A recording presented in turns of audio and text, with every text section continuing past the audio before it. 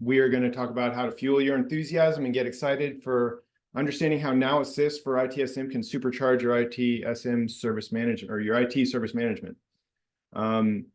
We may talk about some forward-looking statements today, some things that aren't currently generally available.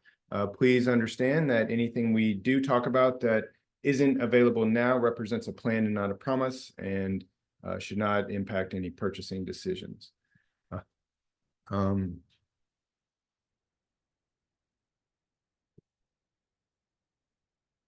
Today's session is a part of the Live on ServiceNow webinar series. It's a curated event series designed to connect you with ServiceNow experts and peers that can help you to deploy your products and achieve value faster. We hope you'll join us again at another webinar or 360 Exchange. You can see the schedule by scanning this QR code or seeing the link in the chat. And oh, guys, I have a want to make sure that I drop in this information about today's session. So bear with me while I drop this in.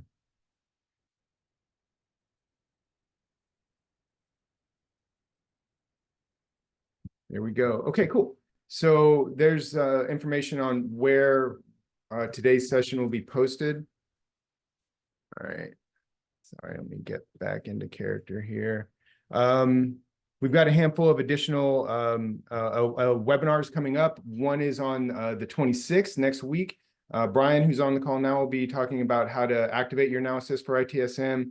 We've also got a partner session that's coming up, and want to make sure that if you are working with a partner that you share this information with them in terms of how to join that partner session next week on Thursday.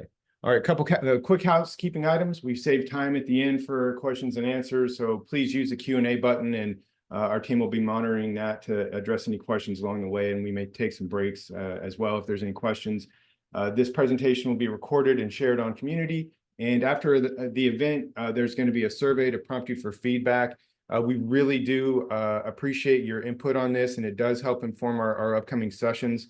As we'll see here in a moment, there's also the opportunity to participate in a roadmap session.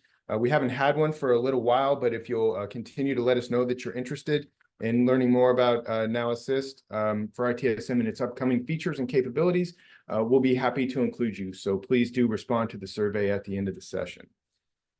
Also want to make note that we have a new release coming up, a store release on November the 7th. So please be on the lookout for that and some additional capabilities. We'll be able to preview more about what's coming with that if you'll participate in one of these roadmap sessions. Also, sharing some information here on the session that's coming up next week and some of the enablement courses, putting this in at the beginning just to make sure that folks understand where they can learn more about Now Assist for ITSM.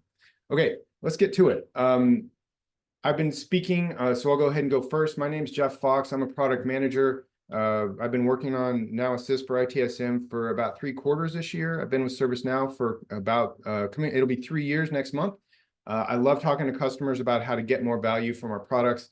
And so I'm really excited to be here today and talk about what's new in our Xanadu release. So I'm excited. Let me pass it on to some of our other personnel on the call today. Jason, do you want to do a quick intro? Yeah. Hello, everyone. I'm Jason Leung. I'm part of the ITSM product management team along with Jeff. I'm focused on our GenAI capabilities based here in Santa Clara. It's not too sunny this morning, but I've been here a little over 4 years now. So I've been doing a lot of the AI, ML technologies and products as part of the ITSM product portfolio. Looking forward to chat with you guys about GenAI. Awesome. I'll pass it over to Brian. Good morning, everyone. I'm Brian. I'm also on the ServiceNow ITSM GenAI team. So work very closely with Jeff, Jason, and Gokul. Been here for about 3 years now, and excited to answer some of your questions. I won't be presenting today, but excited to answer any questions you guys might have. So please feel free to use the Q&A or the chat, and we'll do our best to get back to you in a timely manner. Gokul, do you want to say a few words? Sure. Thanks, Brian. Hey, everyone. Good morning, good evening. I'm Gokul Nair. I'm part of the product success team, which we work with ITSM BU quite closely and work with all of you that you see here, Jeff, Jason, Brian. And the primary goal that we try to accomplish is to make sure customers adopt our newer products, Now being one of them. And I'm more than happy to answer any questions that you have today. Again, like Brian, I won't be presenting, but we'll be here to help you with answers to your questions. Thank you. Thanks, Gokul. All right, so we talked earlier about the request to respond to the survey when you close out of the Zoom session today. Remember, I included some of the highlight feedback from our last webinar from last month. Had a couple of cool comments around what people liked. I focused more though on improvements. This comment around getting to demos more quickly and cutting down on slides was really spoke to me. But as you guys know, the job here is to make sure that everybody's informed on what value and Now Assist technology will deliver to your organizations, and I really want to equip participants to be able to sell internally to the extent necessary. And so we'll get through the slides as quickly as we can. I'm targeting about 10 minutes or less to get through the slide component. And then we'll get right into the demo, and we've got a lot to share today. So anyway, we do look at your feedback, and so please keep it coming. With that said, let's crack on. All right, and today we're going to have a similar flow to what we've done in the past. We'll go through an overview of the Now Assist for ITSM solution. We'll provide a demo, and then we'll have our Q&A discussion.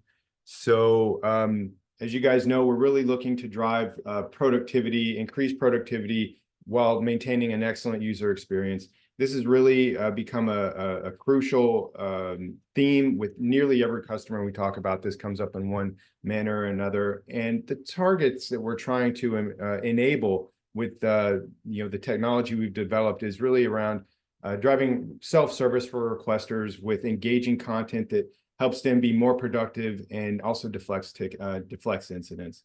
From an agent perspective, we want to get them up to speed faster whenever an incident is created, so that they don't have to ask redundant questions, and that they can either address an incident themselves, or if they have to transfer an incident to another agent, that they can do so quickly and in a concise manner, so that redundant questions don't need to be asked, or investigation doesn't get conducted a second time. And then from an owner perspective, we want to enable the development of content, right? So that based on using generative AI to develop content that drives additional self-service in the future. And from an owner's perspective, we really want to enable increase return on investment by getting our solutions up and running and available for end users quickly. And so this the need for AI-powered transformation is really driven from a lot of problems that are prevalent across enterprises today. We see a lot more technology being used, which really has driven incidents. There's fewer people available to address IT issues. There's always budget constraints, and there's oftentimes not content that's available to help address questions. And so it can lead to many different issues for users and agents. This includes poor experiences and just an overall slow time to resolve incidents and increased cost. Also a lack of trust in an organization where the content might not be of high quality. And more specifically within an IT organization, an employee won't be able to serve themselves, so they set up an incident, and an agent takes time to get up to speed on it. They may or may not document their steps, and if they do so, it's manual. And any content that is developed to help address, indicate what resolutions were provided may not be of high quality or may not get created at all. So this is really why we've developed Now Assist for ITSM. And the vision that we've got for Now Assist is really represented with this loop. We've got this streamlining of resolutions on the agent side that really automates the creation of content and then drives additional self-service in the deflection of incidents. And this loop is really what we're trying to drive for. And it delivers a better overall experience at scale that reduces costs because you can either deflect incidents or address them with tier 1 agents, and overall develop better content in your organization with a higher level of service and more trust in the content that is available. And so, we talk about Now Assist delivering increased self-service, reduced time to value, overall quality, a better experience, and a lower total cost. I think this is pretty well understood. And we're winding down on the slides here. I think I'm getting through them in about 5 minutes. So good timing. From a self-service perspective, we're really driving to have Now Assist increase the ability for end users to self-serve with an excellent experience and make it available in an overall easy way for your organization. From an agent's perspective, we really want to help support the reduction of the time to resolve incidents that are created with high quality service and a good experience on the agent side of things. And this, again, should be easy to deploy for the admin. And then we recently launched this service resilience capability that was included in our latest release around change summarization. We've got more service resiliency capabilities that are coming in subsequent releases, but this is designed to increase the reliability of service and deliver an overall increased service quality with excellent experience, and again, be very quick to deploy. And with that, I think we're going to get into our demo. So let me take a quick pause here, see if there's any comments or questions. Brian, Jason, Gokul, anything? No questions in the chat, but feel free to use the chat and post it to everyone if you need to toggle it on or off. I think by default it posted to the host and panelists. It's helpful for everyone to be able to see the questions, and we can answer them as we see them. Awesome. Thanks. Okay, so getting into the demo then, I'm real excited. So we just had our Xanadu release in September, which enabled the uptake of the August store release. We've got a handful of highlights that we're going to include here, but I'll touch bases on a lot of the existing capabilities that may have had some other more minor enhancements. But of note, we're going to look at our chat reply recommendation capability. We'll see change summarization. We'll look at our sidebar chat summary and all the value that it delivers. And then we've enhanced our knowledge-based generation capability to, instead of being driven from a single incident, it can employ multiple incidents to have the LLM draft an article. So let's get into it.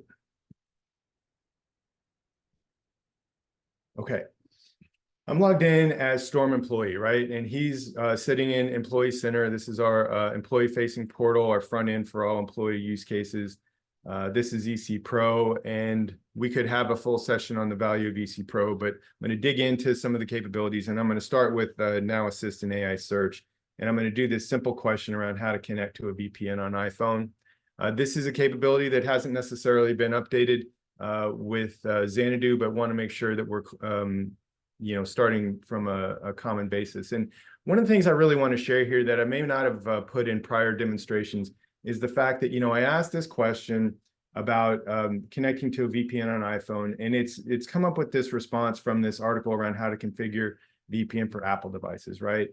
And we'll take a look at the article in just a moment. But if we change this question to how to enable VPN on a Mac, the retrieval augmented generation architecture that Now Assist employs goes and finds an answer to this question, and it's from the same article. So rather than getting a summary that may or may not answer the question, we're able to go in and let's see here, where did my article go? So I'm going to just take a quick look at this article to give you an idea. We looked at how to configure VPN for iPhone. We've got that content here. Then we changed the question to Mac, and it summarizes this again. So really just trying to highlight the value and the benefit to customers, the improved experience for your requesters that they'll get, from the content that you've got in-house. Let's see here. Next up, I'm going to move over to Virtual Agent, and I'm going to ask a similar question about can I expense Wi-Fi on a plane?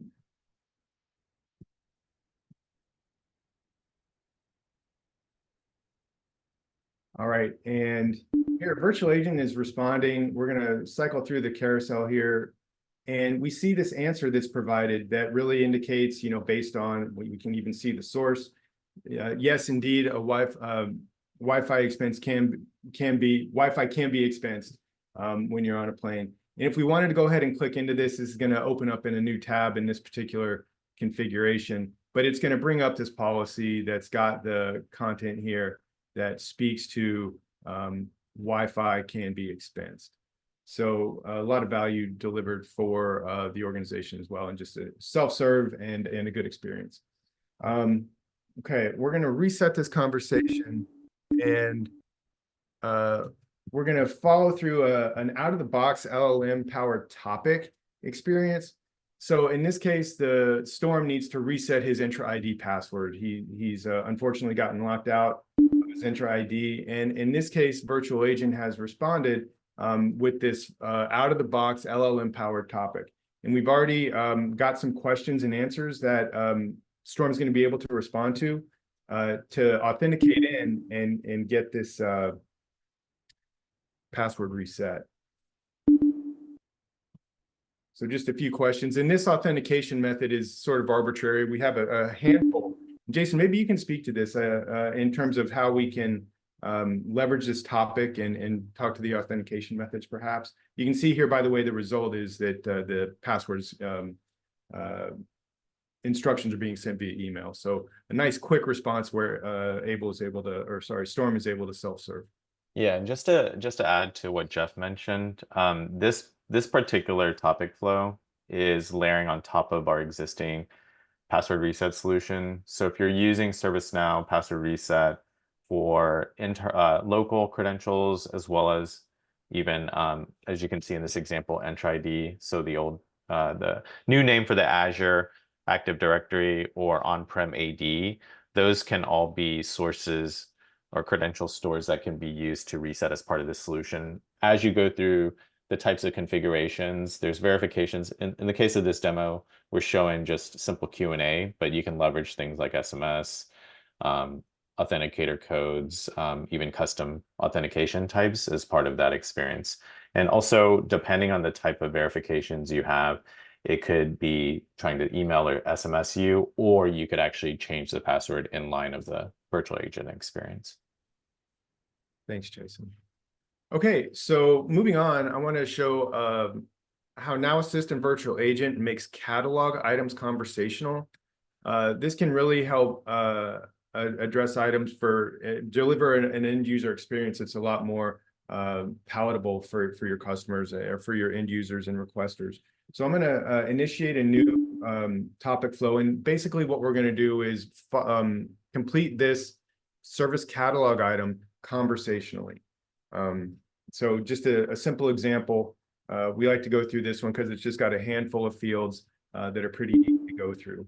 Now I've indicated in this utterance that I need Miro, and the reason why is for a product envisioning session. So Virtual Agent is coming back and it's correctly identified the item that I'm looking to request and verifying this first question that it is indeed for Storm.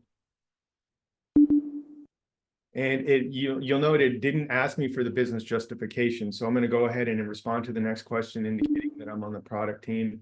And you can see here that under business justification, it's captured what I indicated initially.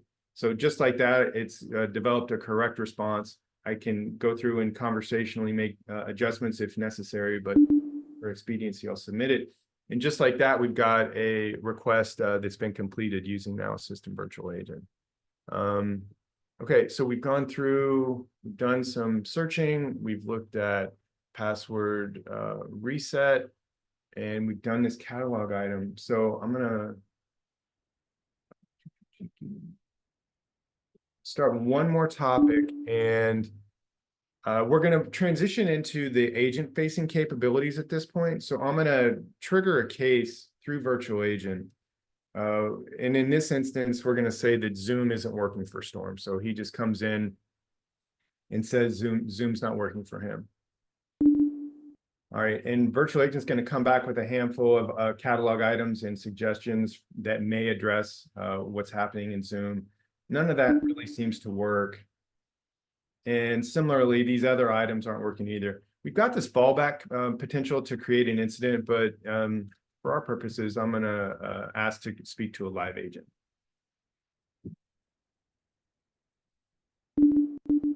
And again, here's where we're really going to get into a lot of the newer capabilities. So here I'm logged in as Lakshmi, our analyst, and she's got this interaction request from Storm.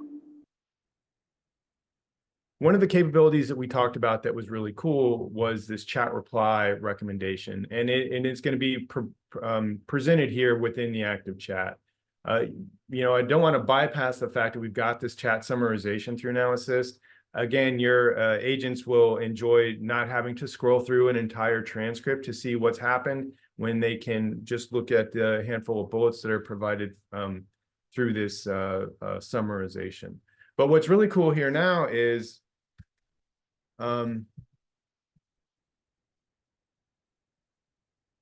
going to click on, you can see this sparkle icon, and it allows you to either elaborate or shorten this particular response. So I'm going to click on elaborate. And Jason, I'd really like your input on here. I know this is something you worked on quite a bit.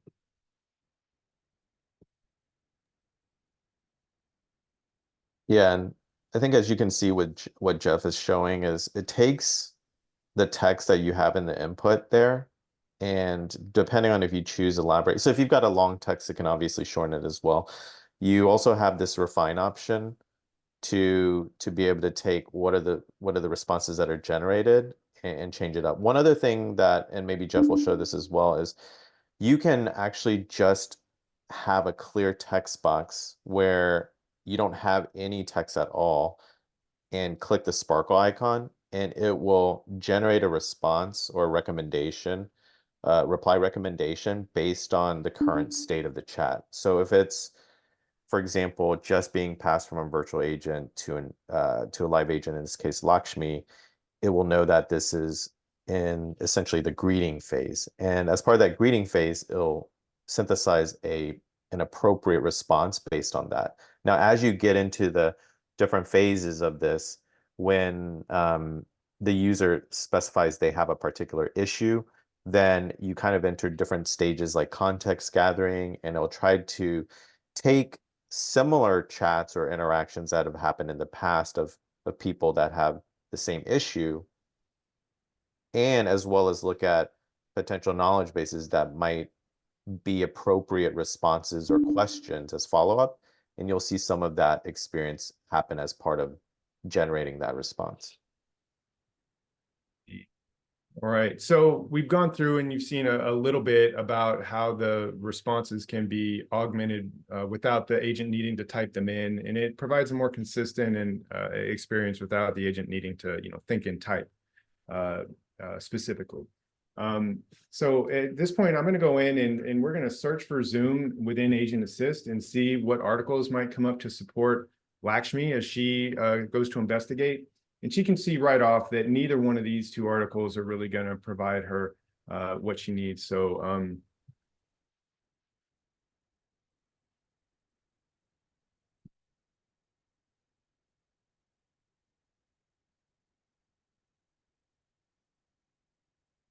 may or may not need to continue to use this every time, but I'm going to bring in an expert. So it's really helping her to communicate with Storm. And from here, we're going to go ahead and create an incident and move on.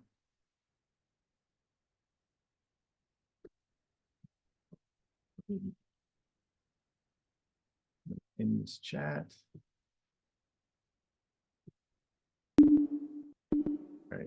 So you can see here again, the LLM has set up a short description and a description that can, of course, be edited as this incident was generated. And at this point, Lakshmi is going to, for the purpose of our demo, assign this manually over to Able Tutor, our level 2 agent. And you can see here that the work notes were automatically populated by Now Assist. So we'll save this. All right, so we've got our incident, and let's move on over to see Able. And he sees this notification come in for this new incident. it says Zoom is not working. And right away, I kind of skipped over this, but he's working on a major incident that indicates multiple users are facing issues with Zoom. So he sees this new incident come in. And one of the first things that Abel's going to do is check on recommended actions.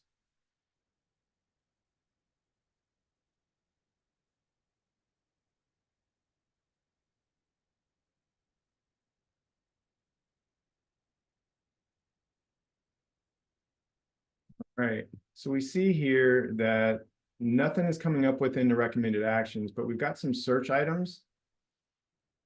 And we've got analysis Q&A that promotes some Zoom issues.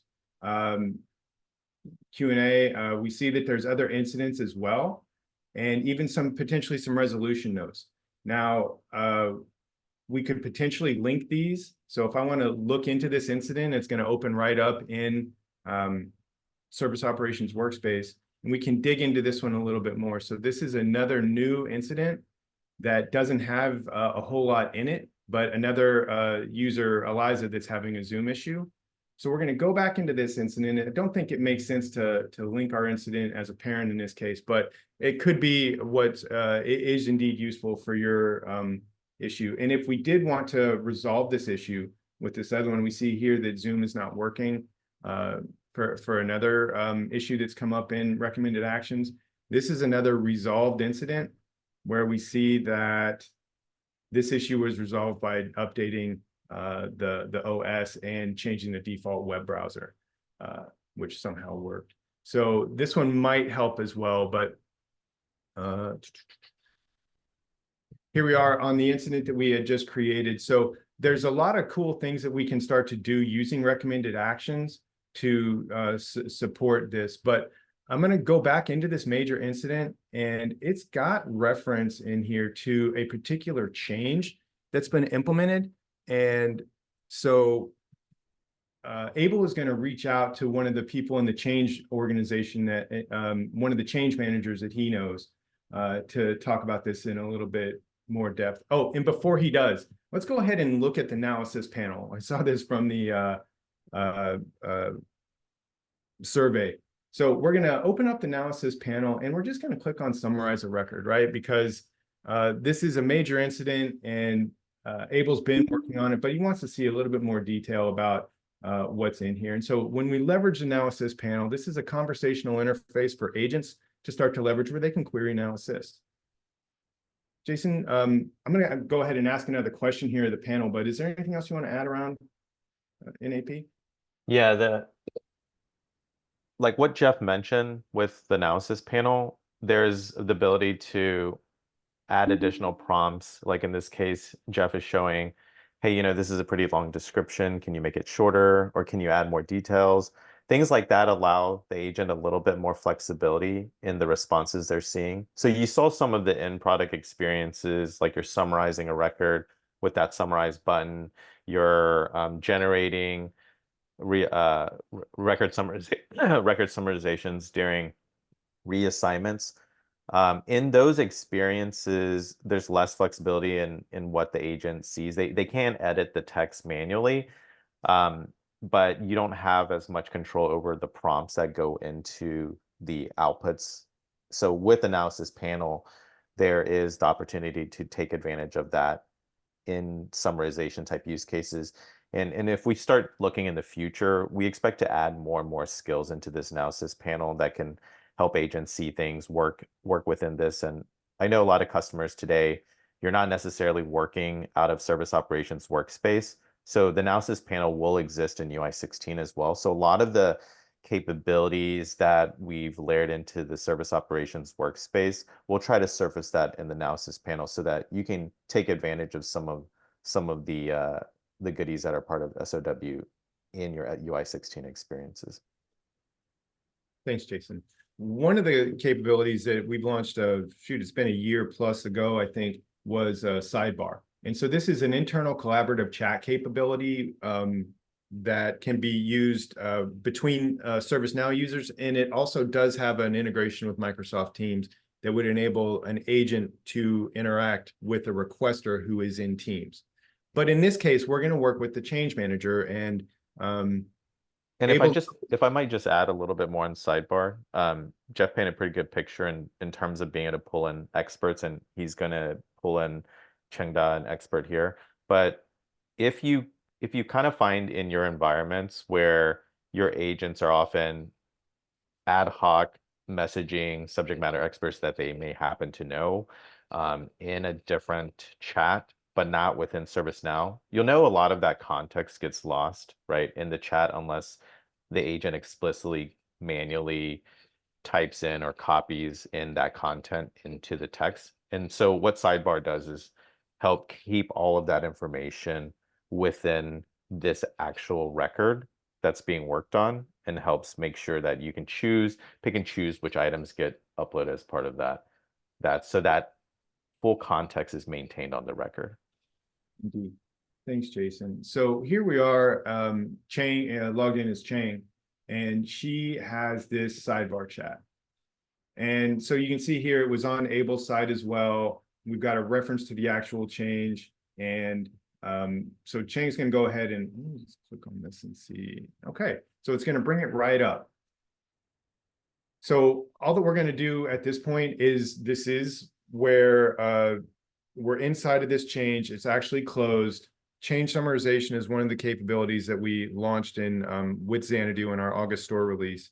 And this is not the most depth I think we could share it on it, but in the context of this demonstration, we're able to look at a closed change. And if we want to know more information about it, we can actually come in here and develop a summary. This is very similar to what we have for an incident summary.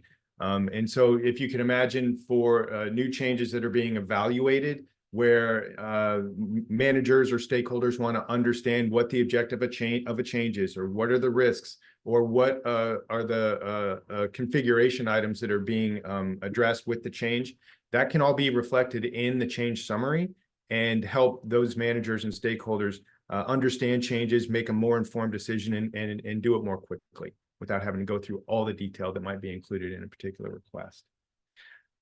So I've gone ahead and copied what was in this change summary, and I'm going to add it into the sidebar chat.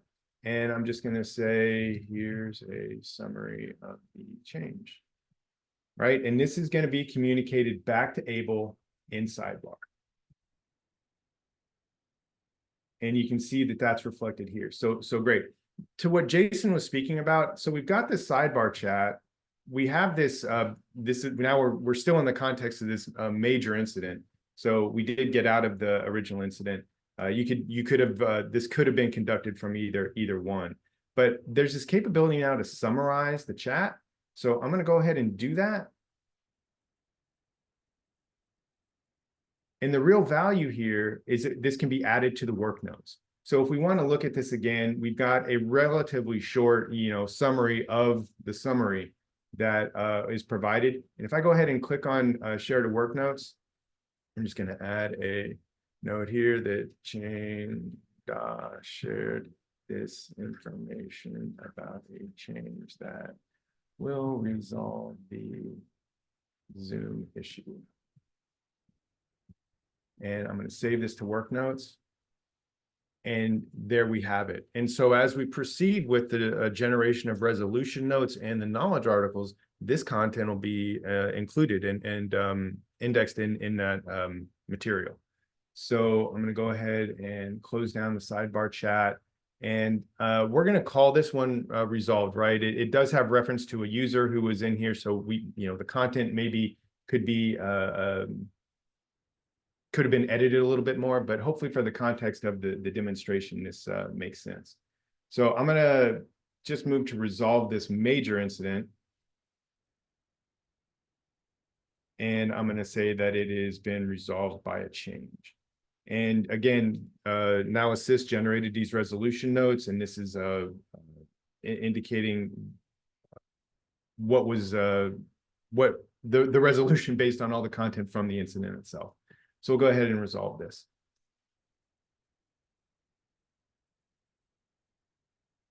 All right.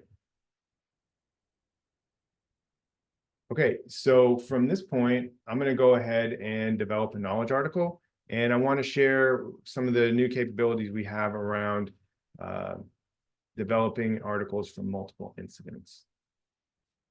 So this is similar to what we've seen in our original deployment of the knowledge article generation capability. We're going to go ahead and move to draft this with Now Assist. But here, we're able to see that there's multiple incidents that can be referenced. These are similar incidents. So we're going to select a couple of those, and the content that is in these incidents will be included with the original incident to draft the article. And I believe there are up to 5 incidents that can be included in this particular article. Jason, anything to add?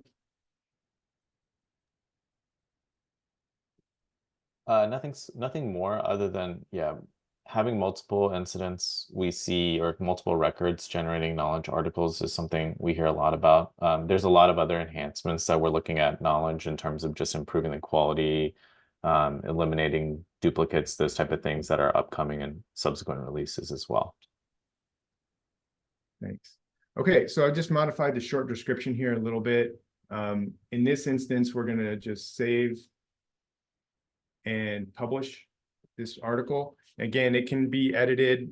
You know, your agents may take more time, or if you have a flow with your knowledge management capability or knowledge management process where others would approve it, then it would follow that flow. I think what we're really just sharing here is that articles now are created leveraging multiple incidents. And if we go back, you know, thinking about how to address shift left in terms of having our original L1 agent speak to this. If we come in here now, we see that the article that we just published is available to the L1 agent. And they're able to come in here, and if this question did come to them, they'd be able to look at it, reference the resolution steps here, and not need to escalate this to a L2 agent. Similarly, this would be available to the employee themselves within Employee Center, so that if they ask that original question, then they would get the same answer.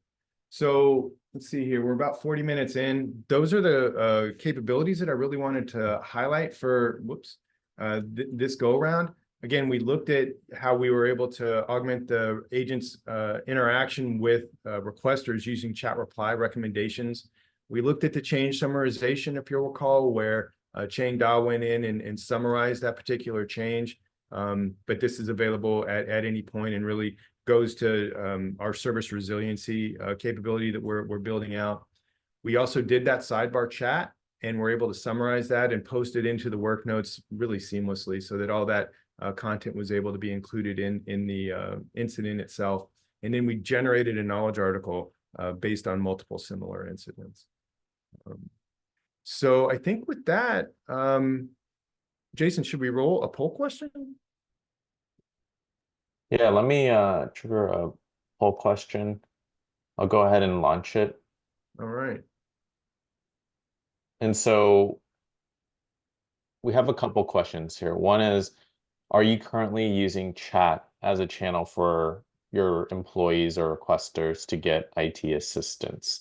And then if you are, when you're looking at how IT agents are responding to the requesters, do they use things like templates for their chat or email responses? And if so, what channels? We just want to get a sense for how these capabilities layer on existing experiences to see what it's like for customers like yourselves. Thanks, Jason. And for those of you responding to the poll, you may need to scroll down to see the second question. It should show up in 2 questions in a single window.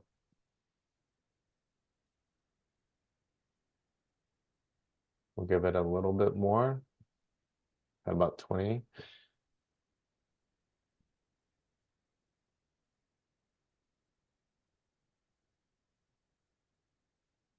Okay, we've got about 40%, 45% responding. Looks like a little bit over half of you are using chat as a channel, which is great to hear.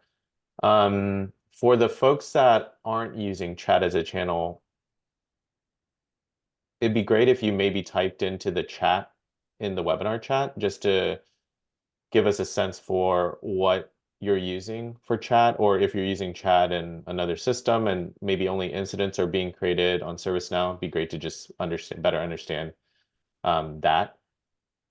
And then for the templates, same thing for folks that are not using templates. Is it because there's not a lot of repeatable chats or replies that typically come about that you're not using it? We just want to get a sense for how templates are used in your organization. Okay. All right. I'll Thanks. go ahead and end this poll.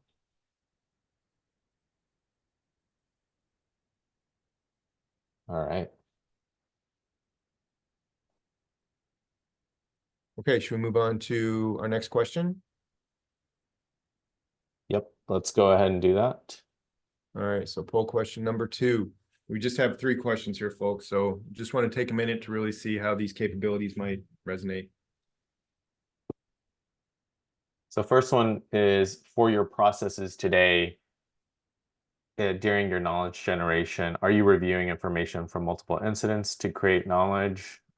Yes, no, not sure. Or if you have different methods that you're creating knowledge, your approach is different, please feel free to drop in the chat why or how you're doing it. And then from an understanding perspective, what's the biggest challenge you find in creating knowledge base? We have a few different options up here. If none of these are ones that resonate with the issues that you have, feel free to drop in the chat. We'd love to hear from you.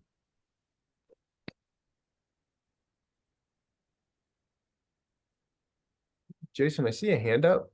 Mind if we take Nadia off mute and allow her to talk? Sure. All right. Nadia, what's on your mind? I think you're able to come off mute, Nadia, if you want to, or you can type in the chat.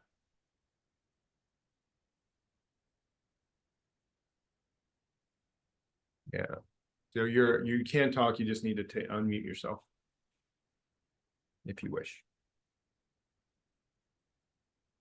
And okay, maybe that was inadvertent, Jason, so maybe we should stick with the poll for now. All right, sounds good. Yeah, I think Jeff, Sagar also had a follow-up question. I see Brian is typing response to that.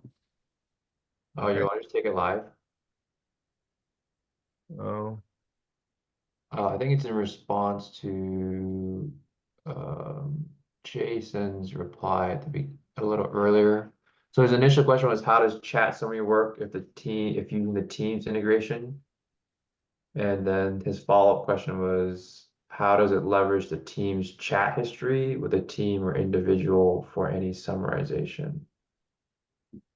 Yeah, if I'm understanding you correctly, Sagar, it doesn't so if you've got an existing conversational thread with that user in the past, like as an individual chat, it's not leveraging any of that previous history. Now, you might not have seen this behind well, Jeff didn't show the integration, but when you initiate, I assume you're talking about probably something like sidebar, but so there's 2 ways for the Teams communication. One is the employee is in Teams and they're chatting with an agent that's in the workspace.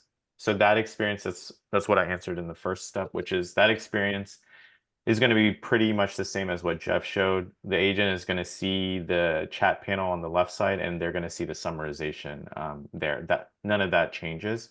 Now, if you're referring to the sidebar capability, which we also have a Teams integration for, what it does is when Jeff, in this case, had Abel reach out to Chengda, if Chengda was sitting in Teams, it actually initiates a special group chat with Chengda. So it's kind of a new entry. And so as part of that new entry, obviously our system in the sidebar would have full context of the chat.